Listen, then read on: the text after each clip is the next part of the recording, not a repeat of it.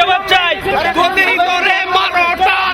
আজকের এই সমাবেশ, এই বিক্ষোভ সমাবেশ প্রমাণ করে বাংলার জনগণ কোন দিকে আছে, সিডনিবাসী কোন দিকে আছে।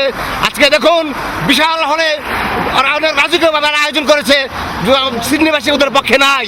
আর এই ঝড় বৃষ্টি উপেক্ষা করে এই নেত্রীকে কালো পতাকা প্রদর্শনের জন্য, এই মতো দূর হওয়ার জন্য দেখুন জনগণ কিভাবে দাঁড়িয়েছে, সিডনিবাসী কিভাবে দাঁড়িয়ে আছে।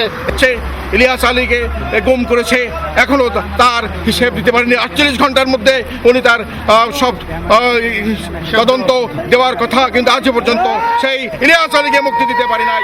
আজকে আমরা সিডনিবাসী বিএনপির কর্মীরা সবাই আমরা সতর্ক হয়েছি যে আজকে তার প্রতিবাদে আমরা হয়েছি। আমরা অস্ট্রেলিয়া থেকে বর্তমান স্বৈরাচারী আওয়ামী লীগের পতন চাই, অবিলম্বে পদত্যাগ করে কেয়ারটেকার সরকারের হাতে ক্ষমতা দিয়ে চলে যাক। আমরা সুষ্ঠু নির্বাচনের দাবি জানাচ্ছি অস্ট্রেলিয়ার মাটি থেকে। যদি অচিরে না করা হয়, অস্ট্রেলিয়া বিএনপির পক্ষ থেকে সমগ্র বিশ্বে আন্দোলন করে তুলে এই সরকারের পতন ঘটাবো ইনশাল্লাহ।